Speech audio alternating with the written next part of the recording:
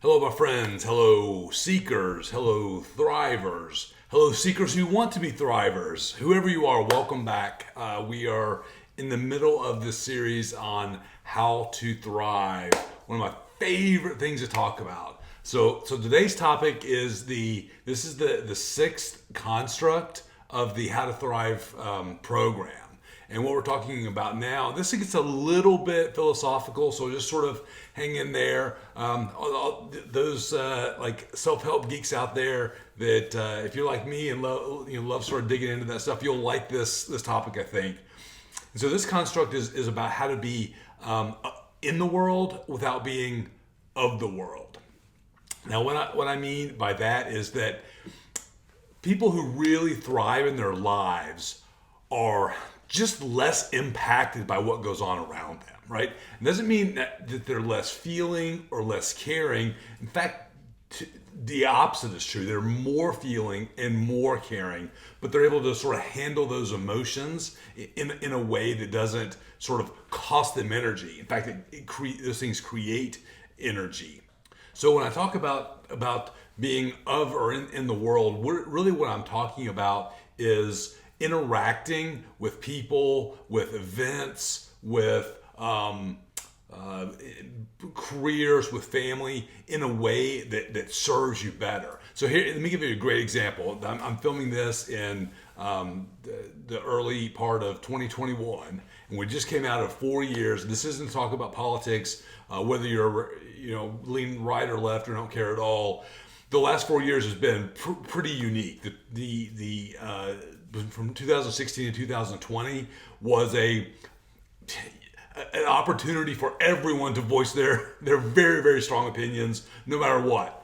And so my experience with a lot of people, a lot of my clients who consume a lot of news, especially during that time, was that their levels of anxiety were higher, their levels of depression were more acute, they were more likely to be in conflict with their families or people around them, and they had this sort of general sense of not being happy. And that's what I'm talking about, but sort of being like consumed by the world rather than sort of approaching it from a place of perspective.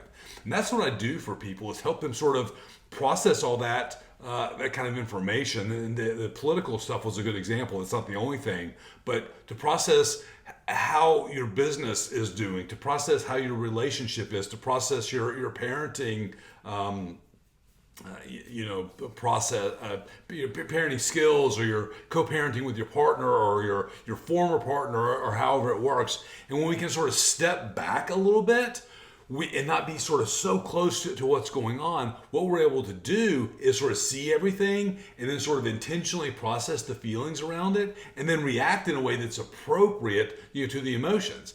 And what I'm saying, I'm not talking about becoming a robot. I'm talking about if something is sad, let's be appropriately sad. That's like if you have a sick child or a sick pet, like that's sad, and it's weird not to be sad when sad stuff happens, right? And so part of this is sort of having that sort of like emotional agility and emotional flexibility to sort of respond to things in a way that doesn't wear you out and tax you and tire you. And what that does is it leaves plenty of energy so you can just love people, so you can love your family, so you can love your kids, so you can love your friends and neighbors, so you can love your work, love your career, love your coworkers, love your employees, right? When we're not spending all that energy of trying to sort of like figure out how we are interacting with the world, we can just do those things that are most important to us.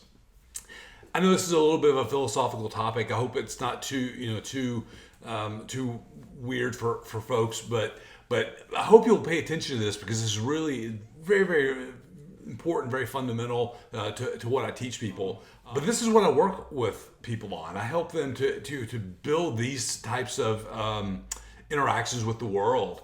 And with themselves. And if you'd be interested to work on something like this, or if you just want to thrive in some way, heck, if you even want to figure out what thriving means for you, I can help you with that for sure. So check me out at claycuts.com. I'll put a link down in the description, or somewhere on this page, and just click it, and we'll talk and just have a conversation about your situation. I'd love to hear where you are and what you're working on. So let's connect if you're interested at all, and get you to thriving. All right. Peace, love. See you next time.